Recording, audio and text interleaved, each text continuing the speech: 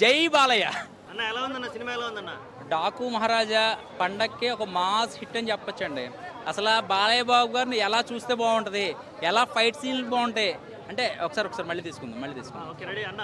ఆ. ఎలా ఉందన్న డాకు మహారాజ్ సినిమా?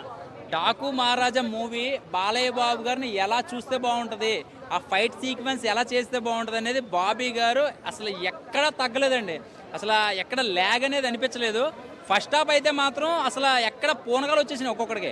అంటే తమన్ గారు చెప్తూనే ఉన్నారు అసలు థియేటర్లో ఏదైనా బాక్సులు రిపేర్లు ఉంటే చేయించుకోండి అని. ఇందులో నిజంగా షేక్ అయిపోయినాయి.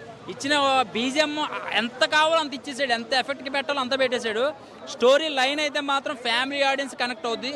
అంత చిన్న పాప క్యారెక్టర్ అయితే మాత్రం చాలా బ్రహ్మాండంగా ఉంది. బాలయ్య బాబు గారు అంటే ఏది చేసినా వెరైటీగా ఉంటుంది. ఫైట్ సీక్వెన్స్ కానీ డైలాగ్స్ కానీ ఆయన చెప్తేనే అది ఆయనకే సెట్ అవుతుంది ఆ స్టైల్.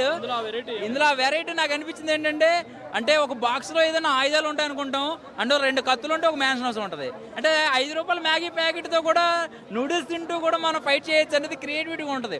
అదే వేరే వాళ్ళు చేశారనుకోండి అది వెటకారం చేస్తారు. అండ్ బాలయ్య బాబు గారి స్టైల్ ఇందులో ఆయన మేనియా అండ్ డైలాగ్ వెర్షన్స్ కానీ ఎక్కువ విపరీతమైన డైలాగ్స్ కాదు, చిన్న డైలాగ్స్. ఒక ఫస్ట్ హాఫ్లో ఒక 4 ఉంటాయి, సెకండ్ హాఫ్లో ఒక 2-3 ఉంటాయి. అది కూడా కరెక్ట్గా ఆ ఫైట్కి కానీ ఆ డైలాగ్ వెర్షన్కి ఎంత సింక్ అవ్వాలో అంత అయింది.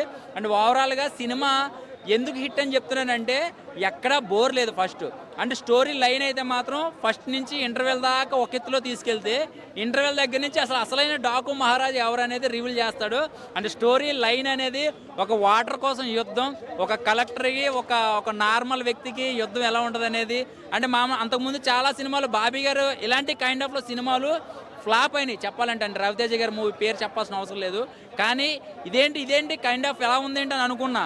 కట్ చేస్తే సినిమా వెళ్తున్నంత వరకు కూడా ఎక్కడ ఆగలేదండి.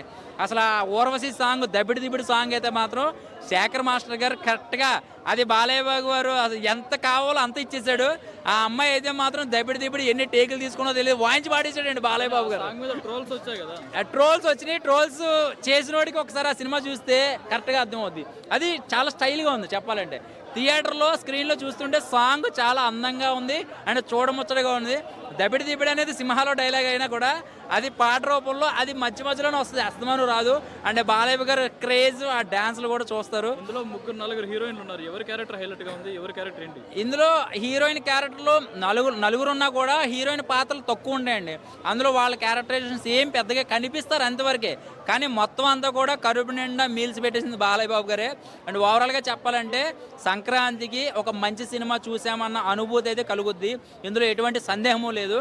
ఒకటి అంటే బాబీ గారు ఆడియన్స్కి బాలయ్య బాబు గారిని ఎలా చూపిస్తే బాగుంటుందని బాగా థింక్ చేసినట్టున్నారు. అండ్ ఫైట్ సీన్లు కానీ డ్యాన్స్లు కానీ ఎంతవరకు కావాలో అంతవరకు, అండ్ గుర్రం సీన్లు కానీ అండ్ ఇంటర్వెల్లో అండ్ ఫైట్ సీన్లు కానీ ఇవన్నీ కూడా బాగా నచ్చుతాయి. నాకైతే మాత్రం ఎక్కడ సందేహం లేకుండా చెప్పగలను, సంక్రాంతికి ఒక మాస్ హిట్ అండి. అలాగే సంక్రాంతికి వస్తున్నాము, అది ఫ్యామిలీ ఎంటర్టైన్మెంట్, అది హిట్ అని చెప్పొచ్చు. ఎందుకంటే అండ్ అనిల్ రావుపూడి గారు ఆడియన్స్కి ఎలా కావాలో తెలుసు ఆయనకు కూడా. అండ్ సంక్రాంతి నాడి గట్టిగా పట్టుకుంటాడు ఆయన. సో అది కూడా బ్రహ్మాండంగా ఉంటుంది. అది మళ్ళీ మనం 14వ తారీఖున కలుద్దాం. ఈ సినిమా అయితే మాత్రం మ్యాన్షన్ హౌస్ వేసుకుని శుభ్రంగా లింగి కట్టుకుని మన అమలాపురం బేవారంలో ఒకసారి కూర్చొని చూడండి రా, కిక్ వచ్చేస్తుంది, మామూలుగా ఉండదు. సూపర్ అన్నమాట చెప్పాలంటే. జై బాలయ్య ఒకసారి జై బాలయ్య.